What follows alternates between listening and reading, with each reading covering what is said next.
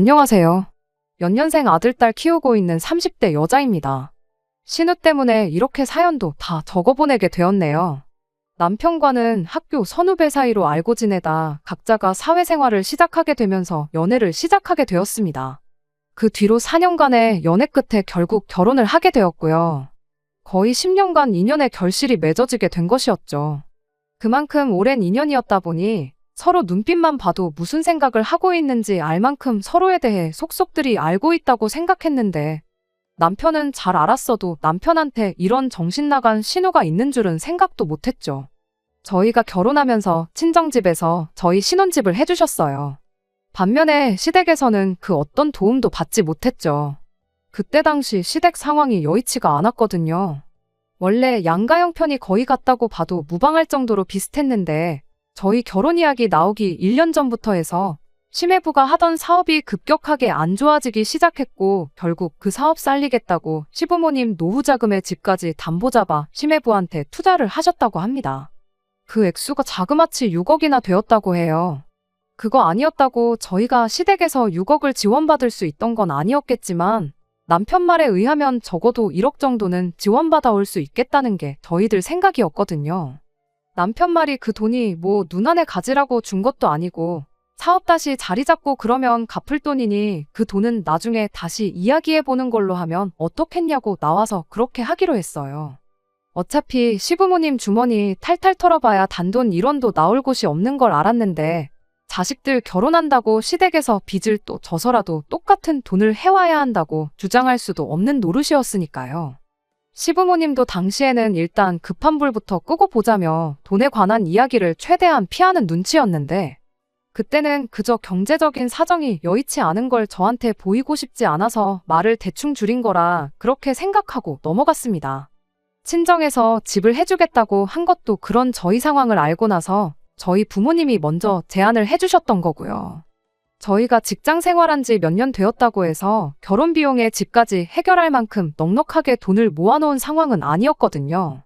그리고 친정에서 집을 해주셨다고 한들 그게 엄청 삐까번쩍한 집도 아니었어요.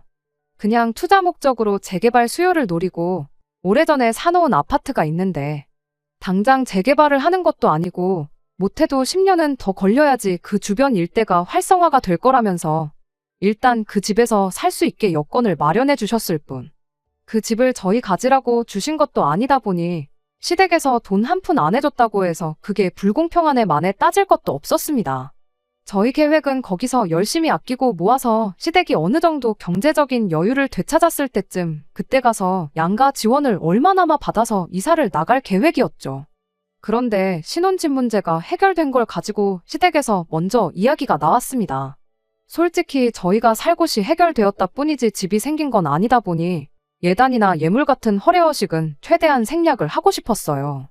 당장 그런 인사치레 하는 것보다야 저희가 단돈 얼마라도 더 가지고 있고 그걸로 주식에 투자를 하든 다른 어떤 것에 투자를 하든 그 목돈을 굴리는 게 더 이득이라는 생각이었거든요. 그래서 그 이야기를 드리려고 시댁을 찾아가 집 문제가 어떻게든 해결되었다는 이야기를 꺼냈는데 시댁에서는 그걸 저희가 신혼살림을 차릴 집이 해결되었다는 게 아니고 친정에서 집 한 채를 사주는 걸로 이해를 했는가 보더라고요. 그래서 제가 다시 그게 아니고 친정 부모님 명의로 있는 집에 저희가 몸만 들어가서 사는 거라고 다시 정정해서 시어머니께 말했죠. 그랬더니 시어머니가 주면 주는 거고 아님 아닌 거지 들어가서 살게 해주는 건 또 뭐냐며 저희 부모님을 두고 약간 치사하다는 식으로 한마디 하더라고요. 어디가 치사하다는 건지는 도무지 모르겠지만 그것보다 시모 반응이 솔직히 황당하고 어이가 없었습니다. 그래도 그땐 남편이 먼저 나서서 우리 집이라고 뭐 얼마나 대단한 거 해가냐고 당장 축의금 들어오는 것도 가져가실 판인데 당장 들어가 살 곳을 해결해 주신 것만 해도 감사해야 할 일 아니냐면서 어머님한테 한마디 해주더라고요. 물론 그런 자식의 반응을 두고 시어머니, 시아버지 두 분 다 엄청 기분 나빠하셨어요. 자식이 부모한테 그렇게 말하는 게 맞냐면서요. 남편은 말투 가지고 그럴 게 아니고 현실적으로 생각해 보시라고 단호하게 한마디 하고 그 상황을 그대로 종결시켜버렸습니다. 그때는 남편이 그렇게 든든할 수가 없었어요. 아무튼 그렇게 예단예물 이야기도 잘 넘어가게 되었고 그렇게 저희는 결혼을 하게 되었습니다. 신혼살림을 시작한 이래로 허투루 쓴 돈 하나 없다고 자부할 만큼 악착같이 살았어요. 남들 하듯이 해외여행도 다녀와 보고 싶고 그랬지만 그런 거 살림살이 안정되고 해도 충분히 늦지 않다 몇 번을 되새기면서 좀 더 나은 미래를 위해 매일같이 열심히 살았습니다. 그리고 그런 와중에 저희 아이들이 태어나게 되었고요. 아이들이 태어나고 나니 우리 아이들을 위해서 더더욱 열심히 살아야겠다는 생각 말고는 다른 생각도 들지 않더군요. 그렇게 작년 말에 마침내 서울에 있는 아파트로 이사를 하게 되었습니다. 30평형인데 화장실이 하나밖에 없는 정말 지은 지 오래된 구축 아파트였지만 저희들 노력으로 구한 집이다 보니 감회가 남달랐어요. 사실 그때쯤 심해부 사업이 정상화되고 시어머니한테 빌려간 돈도 갚고 그래서 양가에 돈 얼마씩 지원받겠구나 그런 계획으로 살고 있었는데 애석하게도 심해부 사업이 결국 망해버리면서 시어머니는 심해부한테 투자했던 돈의 일부조차 돌려받지 못하게 되었어요. 시댁 지원을 못 받게 되었는데 친정 부모님한테 돈 얼마 해달라기는 또 뭐 하더라고요. 따지고 보면 친정 부모님 덕분에 조금이나마 빨리 이만큼 돈을 모을 수 있던 거나 마찬가지였으니까요. 그래서 정말 최소한의 대출만 받아서 집을 구하게 되었던 겁니다. 그리고 이사 들어오는 김에 큰맘 먹고 4천만 원 들여서 집도 처음부터 끝까지 싹 다 리모델링을 해버렸어요. 그렇게 리모델링까지 끝나고 한 달 정도 지나서 집들이를 하게 되었습니다. 친정부모님은 집들이에 오셔서 그간 고생 많았다고 둘이 정말 대단하다고 칭찬 몇 마디 해주시더니 갑자기 1,000만 원이 들어있는 통장을 하나 건네셨어요. 큰 거 못 해줘서 미안하고 이 돈으로 가정가구 새 걸로 바꾸고 싶은 거 있으면 바꾸라고요. 저희들이 신혼 때 장만했던 가정가구들을 대부분 그대로 가져와서 사용하고 있었거든요. 남편은 아무래도 시댁에서 한 푼도 못 받을 걸 알고 있으니 괜찮다고 한사코 거절했지만 친정부모님이 너무 강하게 나오셔서 결국 그 돈을 받게 되었어요. 그리고 그 다음 주에 시댁 식구들을 초대해 집들이를 하게 되었습니다. 시부모님은 물론이고 신우네도 같이 초대를 하게 되었죠. 신우가 저희 집에 들어오는 순간 이 집 참 재밌다고 아파트가 외관은 꼬름해 보이는데 아내는 나름 신축 아파트처럼 꾸며놨다고 하면서 뱁새가 황새 따라한다고 수고했다며 칭찬인지 욕인지 모를 말을 하더라고요. 신우네가 한참 사업이 잘 될 때는 서울에 있는 신축 아파트에 살고 있었어요. 저희 집하고는 비교도 안 될 만큼 좋은 집이었죠. 그렇다 보니 보는 기준이 높을 수도 있겠다는 생각은 들었습니다. 하지만 그거야 왕년의 일이지 당장만 두고 보면 월세 생활하면서 여기저기 전전하고 있었거든요. 그리고 그런 사정을 저희가 뻔히 알고 있었다 보니 웬만하면 집들이에 신우네를 부르고 싶지가 않았었어요. 니들은 망해가지만 우리는 잘 나간다고 자랑하는 것처럼 보일 수도 있겠다 싶고 신우가 어떻게 이 상황을 받아들일지 조금 눈치가 보였달까요.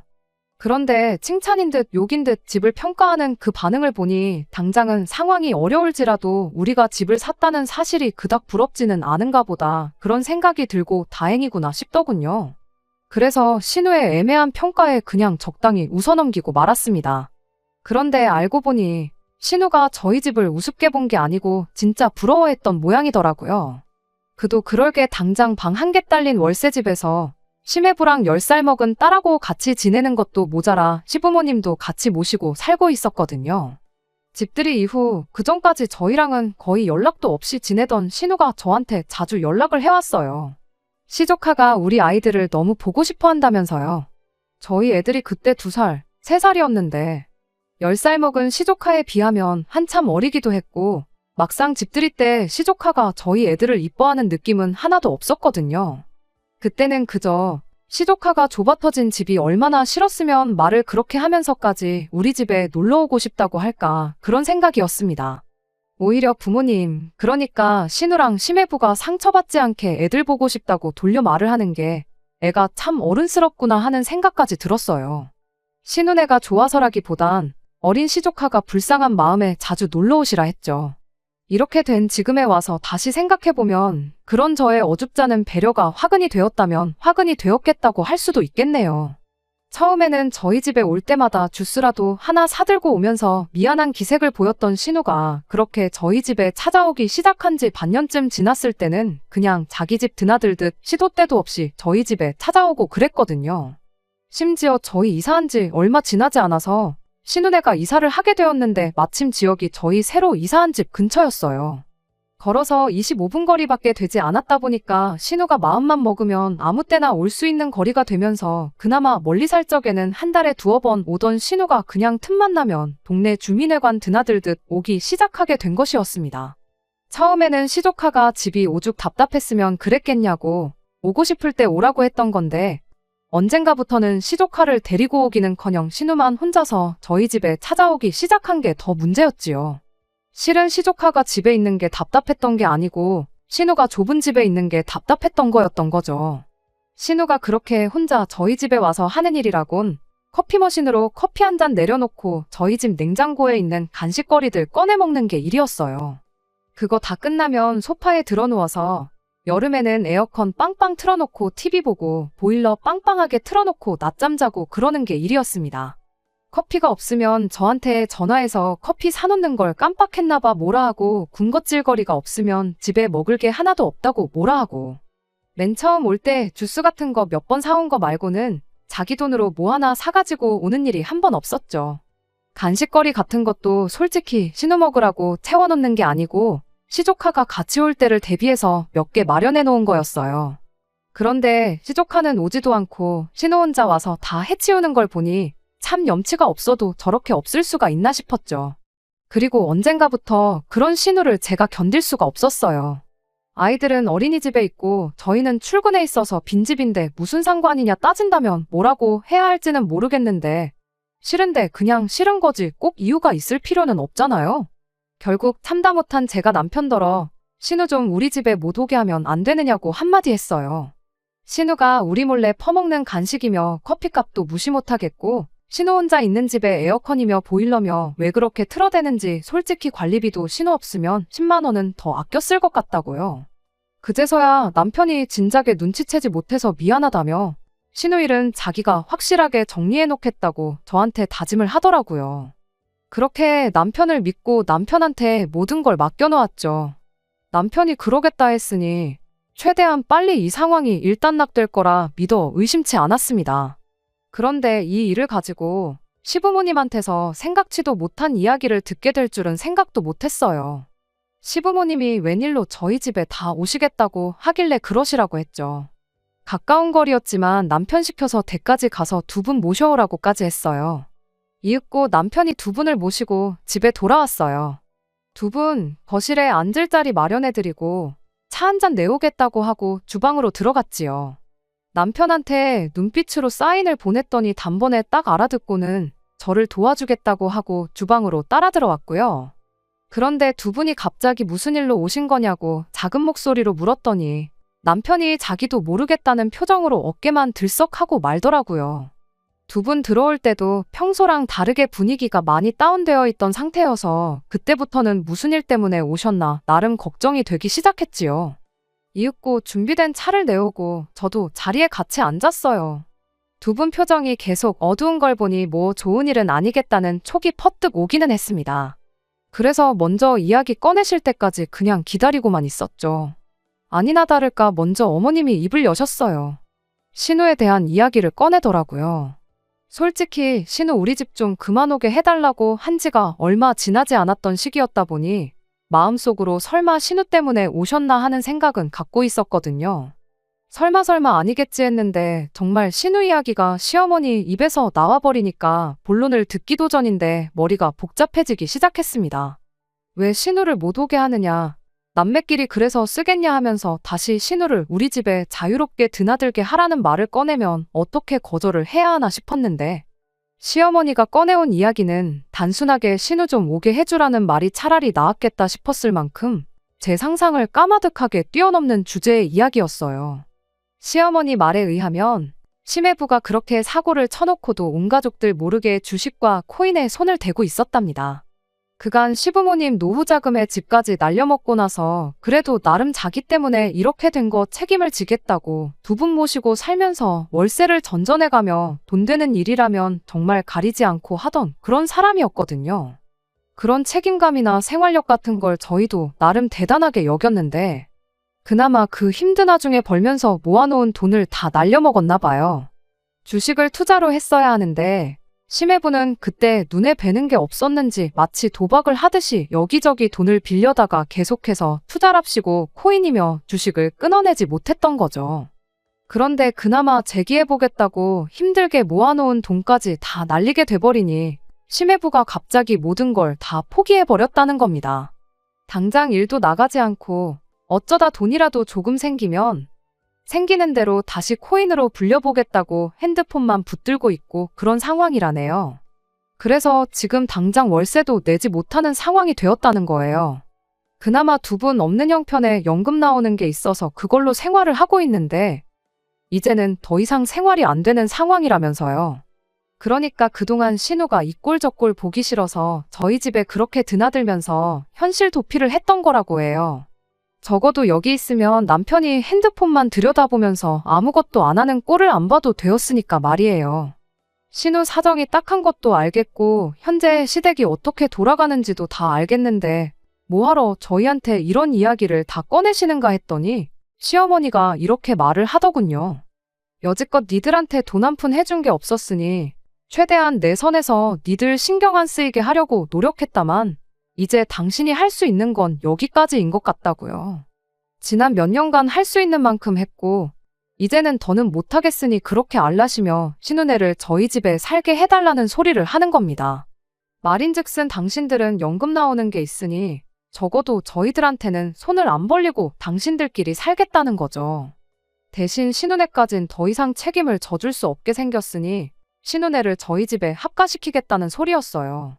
당신들은 방 하나 딸린 코딱지만한 집에서도 두 가족이 살았는데 니들 집은 30평이나 하니 다행인 거 아니냐고 당장 니들 방이랑 애들 방 빼도 방 하나가 더 남으니 신우네한테 그 방을 내주면 되는 거 아니냐입니다. 정말이지 그날 처음 꺼낸 이야기이긴 하지만 시어머니 입에서 말이 청산유수로 나오는 걸 보니까 얼마나 이 말을 하려고 몇 번을 생각하고 고민했는지 다 알겠더군요. 시부모님 상황도 알겠고 심해부가 정신 나간 것도 알겠고 신우 사정 딱한 것도 다 알겠지만 그렇다고 해서 그게 신우네를 저희 집에 살게 해줘야 하는 이유가 되지는 않았어요. 시어머니 말이 끝나기 무섭게 저랑 남편 입에서 동시에 싫어요 소리가 나왔어요. 어머님이야 부모 자식 간이니 신우네랑 같이 사셨겠지만 저희는 그렇게는 못한다고요. 시어머니는 대번에 그게 가족끼리 정없게 무슨 소리냐며 제 말에 반박을 하셨습니다. 부모 자식간이나 형제지간이나 똑같은 거 아니냐고. 그리고 신우가 이 집에 살면서 아이 봐주고 그러면 어린이집 비용도 아낄 수 있는 거나 마찬가지인데 니들한테는 이득 아니겠냐. 애 봐주는 사람이 한 달에 200만 원씩은 받는다는데 신우는 한 가족인데다가 또 시조카를 키워본 경력자이니만큼 믿고 맡길 수 있지 않겠느냐 하면서 짜증 섞인 목소리로 저한테 화를 내듯 따지기 시작하시는데 남편이 나서서 시어머니를 딱 잘라주더라고요. 그러면 누나가 우리 애들 말고 다른 집 애 봐주는 일을 하면 되는 거 아니냐고. 한 달에 200만 원이면 세 가족이 충분히 살 만큼 버는 거 아니냐. 굳이 우리 집에 방 한 칸 차지해서 살 필요 없는 거 아니냐고. 얹혀 살면 우리도 우리지만 누나랑 매형도 분명히 불편한 점이 있을 거다. 매형이 코인에 빠진 건 안타깝지만 누나가 이래서 가장 노릇을 하면 정신을 차릴 수도 있는 노릇이고 정신 못 차리면 그냥 이혼을 시키라고. 뭐가 이쁘다고 집안 전 재산 날려먹고 코인에 빠져서 똥오줌 못 가리는 사람을 데리고 사냐고 한마디 강하게 해주더라고요. 그랬더니 시어머니가 니들은 이렇게 의리의리하게 잘 사는데 지금 니네 누나한테 남의 집 자식이나 보라는 소리를 하고 있냐. 니들만 잘 살면 그만이냐 하면서 역정을 내는 겁니다. 남편이 그간 서운한 게 있던 건지는 모르지만 누나네는 결혼할 때도 부모님 지원받은 걸로 모자라 결혼하고 나서도 전재산을 지원받지 않았냐. 거기는 그렇게 전재산 지원받고도 다 날려먹은 거고 우리는 지원 하나 안 받고 여기까지 온 거다. 그런데 어떻게 니들만 잘 살면 그만이냐는 말씀을 하실 수 있느냐 하면서 두 사람 사이에 고성이 오가기 시작했어요. 시아버지는 할 말이 없었는지 그 상황을 두 눈 뜨고 못 보겠는지 먼 산만 보고 있었고 저는 저대로 괜히 불똥이 튀겠나 싶어서 아무 말 안 하고 가만히 있었습니다. 결국 그렇게 합의점을 찾지 못하고 시부모님은 집으로 돌아가셨어요. 모셔다 드린다고 했는데 가족도 몰라보는 인간 말종들 하고는 단 한순간도 같이 있고 싶지 않으시다며 그냥 나가시더라고요. 그렇게 두 분 돌아가시고 나서 보니 남편도 마음이 쓰였는지 표정이 말이 아니더라고요. 남편한테 혹시 내가 신우를 탐탁치 않게 생각해서 거절한 거냐, 사실 누나를 도와주고 싶은 거냐 물었죠. 남편 대답 여하에 따라 어느 정도 신우네를 도와줄 요량은 있었는데, 다행히 남편이 도와주긴 누굴 도와주냐, 차라리 집 나간 고양이들을 도와주지, 이게 말이나 되는 상황이냐고. 오히려 저한테 미안하다고 사과를 해왔네요. 남편이 저는 신경 쓸 필요 없다는 소리에 저는 제 나름대로 상황이 마무리가 되었구나, 그렇게 생각을 했어요. 그런데 그 다음 날이었어요. 그날은 마침 저희 회사가 창립기념일이라 저는 집에 있었거든요. 남편 출근하면서 아이들은 어린이집에 맡겨놓고 오랜만에 모처럼 저 혼자만의 휴일을 만끽하고 있던 찰나였어요. 그런데 난데없이 누군가가 현관문을 비밀번호를 삑삑 누르는 소리가 들리더라고요. 도둑이라도 든 건가? 혼자 있는데 이게 무슨 일인가 엄청 무서웠어요. 언제고 경찰에 신고할 마음으로 최대한 인기척이 안 들리게 살금살금 현관문으로 걸어가 문에 나 있는 구멍을 통해 밖에 누가 있는가 내다봤는데, 거기에는 신우랑 심해부가 둘이 서 있더라고요. 신우를 더 이상 우리 집에 못 오게 한 뒤로 혹시 몰라서 비밀번호를 바꿔놓았는데 옛날 비밀번호를 눌러대면서 이게 왜 안 열리지? 이러고 있는데 이게 무슨 일인가 싶었습니다. 다시 그 길로 살금살금 집 안으로 들어가서 방에 들어가 남편한테 전화를 걸었어요. 밖에 신우가 심해부랑 와가지고는 비밀번호를 눌러대고 있다. 이게 무슨 상황인지 모르겠다고 했더니 남편이 자기가 회사의 상황 말하고 금방 그리로 갈 테니 잠시만 기다리라고 하더라고요. 저도 참 어리석었던 게, 사실 그 상황에 가만히 기다렸다가 남편이 도착해서 해결하게 냅뒀으면 되는 건데, 괜히 남편 도착했을 때 제가 집에 있었으면서도 두 사람을 밖에 세워둔 걸 가지고 이야기가 나오지는 않을까 싶어서 두 사람한테 문을 열어줬어요. 나름 연기한다고 자다가 방금 막 일어난 척을 하면서 문을 살짝 열고는 무슨 일로 오셨냐고 능청스럽게 연락도 없이 어쩐 일로 오셨냐고 물어봤죠. 그런데 신우랑 심해부가 그런 제 말에 대답도 하지 않고 냅다 문을 잡아 뽑듯이 당기더니 막무가내로 집 안으로 들어오더라고요. 둘만 들어온 게 아니고 두 사람만큼 커다란 이민 가방 3개를 끌고 들어오면서요. 그러곤 그대로 저희 집 바닥에 드러눕는 거예요. 이 집에 같이 살게 해주기 전까지는 나갈 생각이 없다면서 말이죠. 그 더러운 꼴을 자식 앞에서는 보여주기 싫었는지 그나마 시족하는 시부모님한테 맡겨놓고 왔나 본데 그건 참 다행이다 싶었습니다. 시조카가 있었으면 애가 무슨 잘못이냐 불쌍한 마음에 제 마음이 같이 약해졌을 수도 있던 노릇이었으니까요. 신우 계획은 보나마나 뻔했어요. 집 비밀번호도 알고 있겠다. 저희 집 비었을 때 막무가내로 짐 싸들고 쳐들어와서 안 나간다고 뻐기면 저희들이 무슨 수로 그 둘을 내쫓겠나 하는 생각이었겠죠. 거기서 문을 열어준 저도 바보 같지만 참으로도 염치 없는 인간들이 세상에 또 있나 싶었습니다. 바닥에 대자로 드러누워서는 한다는 소리도 어이가 없었어요. 그렇게 안 봤는데 사람이 참 매정하다면서 반대 입장이었으면 자기들은 저희한테 방 한 칸이 아니고 방 2칸, 3칸도 내줬을 거라면서 난리법석을 떨더라고요. 이미 시부모님하고는 이야기가 다 되었고 우리들은 여기서 살기로 정했으니 그렇게 알라며 뻔뻔하게 나오는데 어이가 없었어요. 우리도 시부모님하고 이야기 다 했다고 같이 살 생각 없다고 분명히 뜻을 전했는데 이게 뭐 하는 짓이냐고 저도 지지 않고 한마디 했죠. 그랬더니 심해부가 자리에서 벌떡 일어나더니 손가락으로 제 어깨를 쿡쿡 찌르면서 저보고 뭐 집 하나 가지고 있는 걸로 그렇게 유세를 부리냐입니다. 그러면서 왕년에 자기들 잘 나가던 이야기를 하더라고요. 이미 제가 남편과 결혼하기도 전, 그러니까 저는 두 눈으로 본 적도 없던 때의 이야기를요. 이깟집 예전 같았으면 우리도 저도 안 살았을 거라고, 상황이 이런데 가족끼리 너무한 거 아니냐며 그렇게 안 봤는데 사람이 참 매정하다고 계속 제 어깨를 쿡쿡 찌르면서 빈정거리는 겁니다. 신우가 바닥에 드러누워서 땡깡거리는 거야 그냥 진상을 부리는 거니 그냥 무시하면 그만이었지만 심해부가 저를 툭툭 건드리는 건 솔직히 기분이 나쁜 것보다 그 상황 자체가 무서웠어요. 아무래도 잘 나가던 사업은 쫄딱 망했고 자기 자신은 코인에 빠져서 빚더미에 올라있고 가족들 전부 길바닥에 나앉게 된 상황인 사람이 눈에 뵈는 게 뭐가 있겠나요. 이런 상황이 벌어질 줄은 모르고 문까지 열어다가 집 안으로 들여보내준 제 잘못이긴 했지만 아무튼 그 상황에서 최대한 주눅 들지 않고 남편이 올 때까지 침착하게 있는 수밖에 없다는 생각이었습니다. 심해부한테 이게 지금 뭐 하는 짓이냐고, 내 몸에 털끝 하나 건드리면 그대로 폭행으로 신고해버리겠다고 강하게 나갔습니다.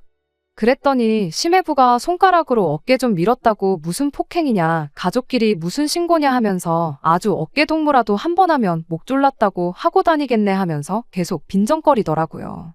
신우도 그때부터는 심해부가 제정신이 아닌 걸 눈치챈 건지 심해부한테 그만하라고 말리긴 하더군요. 그런데 오히려 신우가 그만하라는 말을 하자마자 심해부가 눈이 뒤집혀서는 가족도 몰라보고 지 잘난 줄만 아는 것들은 혼 좀 놔봐야 한다며 혼자 길길이 날뛰기 시작하는 거예요. 일촉즉발의 상황에 때마침 남편이 집에 들어왔어요. 그리고 심해부가 제 어깨를 붙들고 있는 장면을 보자마자 전후사정 묻지도 않고 그대로 제 쪽으로 달려와 심해부를 바닥에 매다 꽂아버렸습니다. 그제서야 심해부도 정신이 퍼뜩 들었는지 언제 그랬냐는 듯 가만히 있더라고요. 그저 약자에게 강하고 강한 자한테 약한 인간 말종의 표본 그 자체였습니다. 남편은 대충 신우네가 짐 싸들고 집에 쳐들어온 걸 보고 무슨 상황인지 짐작을 했었나 봐요. 두 번 다시 우리 집에 발붙일 생각 말라고, 한 번이라도 우리 주변에 얼씬되면 그 길로 폭행죄로 고소를 하겠다고 큰 소리를 쳤죠. 그래도 고소당하는 건 무서웠는지 신우가 나중에 이야기하자며 싸들고 온 짐들 챙겨서 심해부랑 꽁지 빠지게 달아나더라고요. 저희는 그 길로 혹시 모를 상황에 대비해 증거를 수집했어요. 아이들 때문에 혹시 몰라서 거실에 설치해둔 홈캠이 이런데 도움이 될 줄은 몰랐네요. 화면에는 심해부가 제 어깨를 툭툭 건드리는 장면부터 고성이 오가는 장면까지 고스란히 녹화가 되어 있었거든요.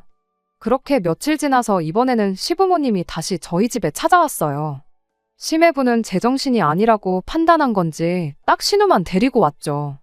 그때까지만 해도 그냥 며칠 전에 있던 일에 대해 사과하려고 찾아온 거라 생각했는데 그날 일에 대해서는 이런 방구 이야기도 없었습니다. 대신 시어머니가 또 다른 황당무계한 소리만 늘어놓을 뿐이었어요. 같이 사는 건 아무래도 아닌 것 같다며 다른 방법을 생각했는데 들어보겠냐며, 누가 들으면 저희가 신우네한테 같이 살아달라고 부탁한 것처럼 말을 하더라고요. 이미 그때부터 들을 가치도 없는 이야기가 나올 거라는 생각이었어요. 아니나 다를까 시어머니가 저희 친정 부모님께 부탁해서 저희 이사 오기 전에 살았던 그 집을 신우네를 위해 비워줄 수 있는지 한번 물어보랍니다. 저희가 그 집에서 돈을 많이 모아서 이사를 나온 걸 보니 그 집이 아무래도 기운이 좋은 집 같다면서요. 나아가서는 그 집을 담보로 대출까지 받아줄 수 있는지 물어보라더군요. 그걸 기반으로 심해부가 다시 사업을 시작하면 어떻겠냐고. 심해부가 지금은 저래도 결혼 전에 정말 잘 나갔다고 그때만큼 벌기 시작하면 그 돈 갚는 건 일도 아니라고. 아직도 당신들은 심해부한테 받을 돈이 있긴 하지만 이런 특수한 상황을 고려해서 집하고 돈만 어떻게 도와준다면 친정 부모님 돈을 먼저 갚을 수 있게 양보해주겠다며 선심 쓰듯 이야기를 하더라고요. 더 들을 것도 없겠다 싶은 와중에 남편이 그날 심해부가 저한테 언성 높이며 제 어깨를 툭툭 찌르는 영상을 시어머니한테 보여줬어요. 이런 사람한테 지금 뭘 해주고 그것도 모자라 처가의 돈까지 빌려달라고 할 이유가 뭐가 있겠냐고. 당장에라도 고소를 해도 모자랄 인간 도와줄 생각 없고 아무리 누나랑 내 조카가 걸려있다고 한들 자기는 도와줄 생각 추호도 없으니 그만 가시라고 단호하게 한마디를 하더라고요. 그랬더니 시어머니가 가족도 모르는 괘씸한 놈이라며 저희 보고 어디 니들 맘대로 한번 살아보랍니다. 가족들 내치고 연 끊고 살면서 잘 풀리는 사람은 당신 생에 본 적이 없다고. 어디 니들도 잘 되나 한번 지켜보겠다고요. 그 말에 남편이 눈 하나 깜짝 안 하고 연 끊고 살 건데 우리가 잘 되는지 안 되는지 그 소식은 어디서 들으실 거냐고. 연 끊을 거면 소식도 못 들을 만큼 우리 근처에 얼씬도 말아달라며 덤덤하게 한마디 하고 말더라고요.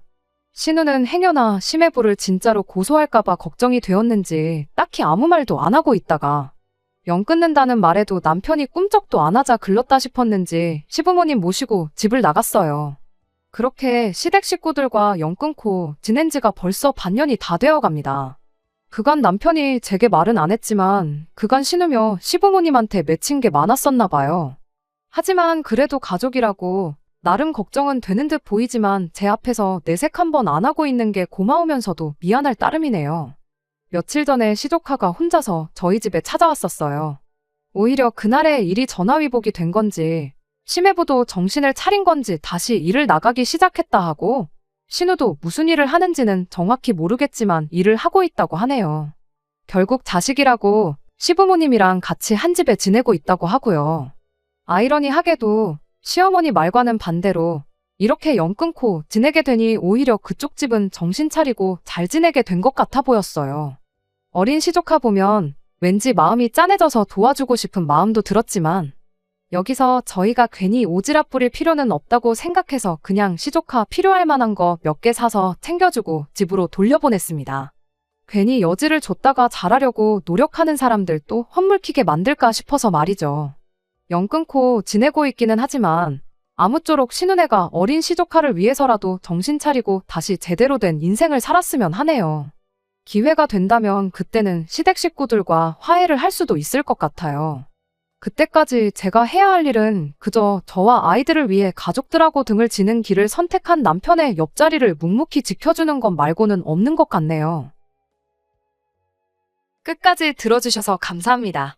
오늘의 사연은 여기까지입니다. 구독과 좋아요, 알람 설정 부탁드리고 더 좋은 사연으로 다시 찾아뵙겠습니다.